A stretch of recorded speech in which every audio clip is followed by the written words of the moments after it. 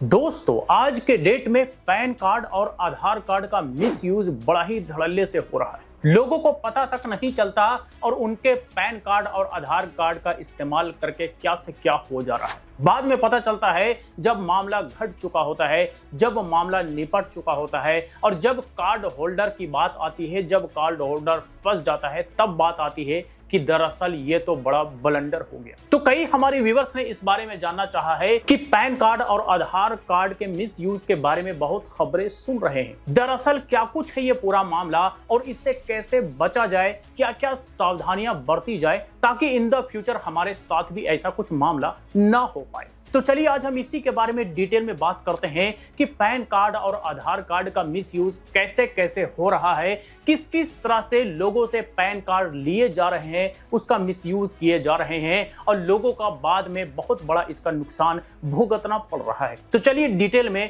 इस बारे में जानते हैं। पैन कार्ड फाइनेंशियल लेन देन का एक बहुत ही बड़ा इंपॉर्टेंट डॉक्यूमेंट है। कहिए तो पैन कार्ड या पैन नंबर के बगैर आप बड़ा फाइनेंशियल लेन देन बिल्कुल भी नहीं कर सकते। और आज के डेट में अगर एक नॉर्मल आदमी भी बैंक अकाउंट चलाता है, रेगुलर पैसों का लेन देन करता है, तो बैंक अकाउंट में भी पैन कार्ड को लिंक करना मैंडेटरी हो गया है। फाइनेंशियल लेन देन में जैसे क्रेडिट कार्ड हो गया, पर्सनल लोन हो गया या किसी भी तरह का लोन हो गया, अगर आप अप्लाई करते हैं तो सबसे पहले आपसे पैन कार्ड मांगा जाता है। तो फाइनेंशियल लेन देन का बड़ा ही इंपॉर्टेंट डॉक्यूमेंट है पैन कार्ड।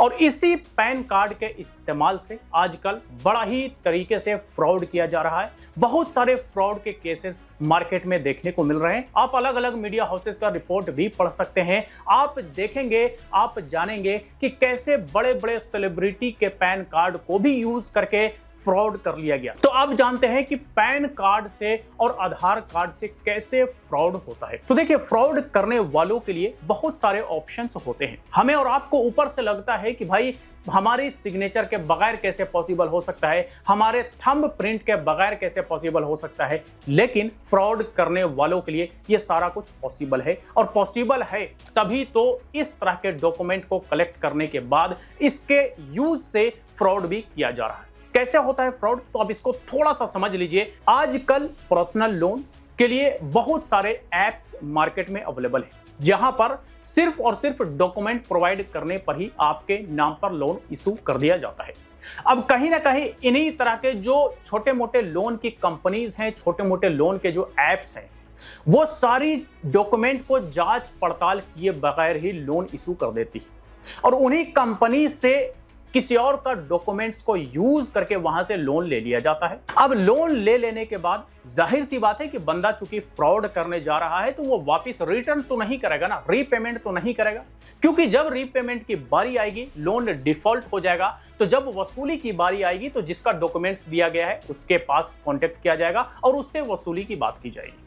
तो जो छोटे मोटे लोन की कंपनीज हैं, छोटे मोटे जो लोन के एप्स हैं, दरअसल उन्हीं के सिस्टम में गड़बड़ी है और उन्हीं गड़बड़ी को इस्तेमाल करके फ्रॉड करने वाले लोग किसी और के डॉक्यूमेंट्स को यूज करके लोन ले लेते हैं। डॉक्यूमेंट को यूज करके तो लोन ले लिया गया, यानी कि हमारे डॉक्यूमेंट्स का मिसयूज कर लिया गया। इस तरह के बहुत सारे केसेस आपको मार्केट में देखने को मिलेंगे। अगर आप गूगल सर्च करेंगे ना पैन कार्ड फ्रॉड, आधार कार्ड फ्रॉड, तो बहुत सारे आर्टिकल्स आपको देखने को मिलेंगे जहां पर लाखों लाखों का फ्रॉड हो चुका है। ठीक है, अब बात करते हैं कि डॉक्यूमेंट्स लोगों से कैसे लिए जाते हैं, क्योंकि डॉक्यूमेंट्स भी लेना आज के डेट में कोई बहुत बड़ी बात नहीं है, बड़ा इजी हो गया है। अब कैसे इजी हो गया थोड़ा सा समझ लीजिए। देखिए, होता यूं है कि क्रेडिट कार्ड के नाम पर लोगों से डॉक्यूमेंट्स मंगवा लिए जाते हैं व्हाट्सएप पे। आपको पर्सनल लोन देने के नाम पर आपसे डॉक्यूमेंट्स मंगवा लिए जाते हैं और लोग बड़े आसानी से डॉक्यूमेंट्स दे भी देते हैं कि भाई हमारा क्रेडिट कार्ड बन जाएगा, हमें लाखों का पर्सनल लोन मिल जाएगा। और डॉक्यूमेंट्स दे देते हैं इसलिए कि भाई हम एलिजिबल हैं या नहीं, लोन अप्रूव होता है या नहीं, चलो हम डॉक्यूमेंट दे देते हैं, डॉक्यूमेंट देने के बाद हमें पता चल जाएगा। लेकिन डॉक्यूमेंट देने के समय कोई एक मिनट ये नहीं सोचता कि क्या हमारे डॉक्यूमेंट का मिसयूज हो सकता है, लेकिन हो सकता है। ठीक है, क्योंकि बहुत सारे केसेस आए हैं इस तरह के डॉक्यूमेंट्स का इस्तेमाल करके फर्जी लोन ले लिए गए और डॉक्यूमेंट्स का कहिए तो मिसयूज कर लिया गया। तो डॉक्यूमेंट्स लेने के बहुत सारे तरीके हैं और लोग बड़े आसानी से डॉक्यूमेंट्स दे भी देते हैं, व्हाट्सएप पे दे देते हैं, पर्सनल ईमेल आईडी पर भेज देते हैं। अगर कोई बंदा आया तो प्रिंट आउट निकाल करके उसको दे दिया कि भाई हमारा क्रेडिट कार्ड बन जाएगा, हमारे को लोन मिल जाएगा, हमें ये बेनिफिट मिल जाएगा, हमें वो बेनिफिट मिल जाएगा। लेकिन कई सारे इसी तरह के लोग डॉक्यूमेंट्स लेकर के फ्रॉड भी करते हैं और इसी तरह का फ्रॉड करते हैं कि आपके डॉक्यूमेंट्स का इस्तेमाल करके कोई फाइनेंशियल लेन देन कर लिया और जिसके बाद आप उसके बीच फंस गए, सारा मामला आपके ऊपर आ गया। तो इस तरह से डॉक्यूमेंट्स लिया जाता है। अब चलिए बात करते हैं कि इस तरह के फ्रॉड से कैसे बचें। तो देखिए, इस तरह के फ्रॉड से बचने का एकमात्र तरीका है वो ये कि किसी भी अननोन बंदे को आप अपना डॉक्यूमेंट्स ऐसे ही मत दे दीजिए कि भाई ये लो डॉक्यूमेंट्स और चेक करके बता दो कि हमें लोन मिलेगा या नहीं, हमें क्रेडिट कार्ड मिलेगा या नहीं। बिल्कुल नहीं, इतनी आसानी से किसी को भी डॉक्यूमेंट्स आपको नहीं देना है। अब आपको डॉक्यूमेंट्स अगर देना भी है तो कैसे देना है, तो आप ये थोड़ा समझ लीजिए।